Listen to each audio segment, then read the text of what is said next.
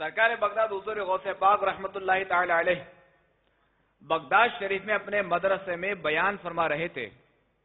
شورکائے اجتماع میں ابو المعالی محمد بن احمد نام کا ایک بغدادی تاجر بھی شامل تھا۔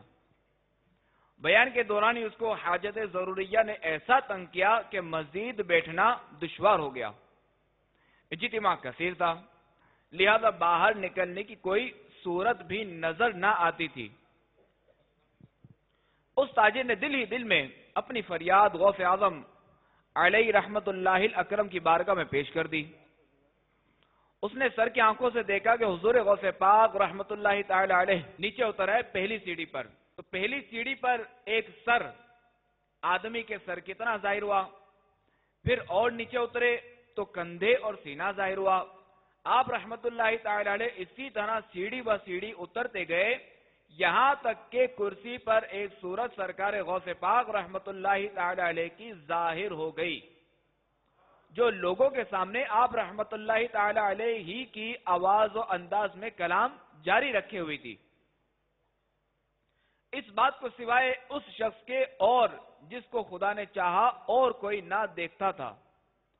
آپ رحمت اللہ تعالی علیہ ہجوم کو چیرتے ہوئے اس تاجر کے پاس پہنچے اور اس کے سر کو اپنے رومال سے ڈھانپ دیا۔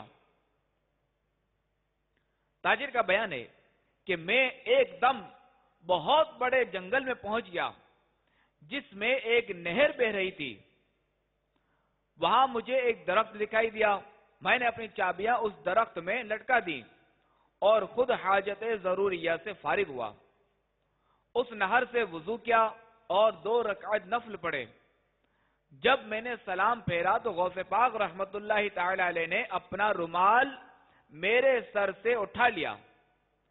کیا دیکھتا ہوں کہ میں اسی مجلس میں بیٹھا ہوں اور اعضائے وضو پانی سے تر ہیں، پیٹ کی گرانی بھی ختم ہو چکی تھی۔ سامنے دیکھا تو حضور غوث پاک رحمت اللہ تعالی علیہ منبر شریف پر ہی تشریف فرما ہے، گویا کہ وہاں سے اترے ہی نہیں۔ میں چپ رہا اور کسی سے اس بات کا ذکر نہ کیا، مگر مجھے میری چابیاں نہیں مل رہی تھیں۔ پھر ایک مدت بعد مجھے سفر درپیش ہوا۔ بغداد سے 14 دن تک چلنے کے بعد ہمارا قافلہ ایک جنگل میں اترا۔ وہاں قریب ہی ایک نہر تھی۔ میں لوگوں کی نگاہوں سے دور جنگل میں قضائے حاجت کے لیے گیا تو یہ جنگل مجھے اسی جنگل سے اور نہر اسی نہر سے مشابہ محسوس ہوئی۔ جب میں نے آس پاس دیکھا تو قریب ہی ایک درخت پر میری گم شدہ چابیاں لٹکی ہوئی مل گئی۔ پھر جب میں بغداد لوٹا تو غوث پاک رحمت اللہ تعالی علیہ کی بارگاہ میں حاضر ہوا تاکہ سارا ماجرا عرض کر سکوں، مگر آپ رحمت اللہ تعالی علیہ نے میرے بولنے سے پہلے ہی کان میں فرمایا، اے ابو المعالی، میری زندگی میں کسی سے یہ بات ذکر نہ کرنا۔ میں آپ رحمت اللہ تعالی علیہ کی خدمت میں مصروف ہو گیا، حتیٰ کہ آپ رحمت اللہ تعالی علیہ وصال فرما گئے۔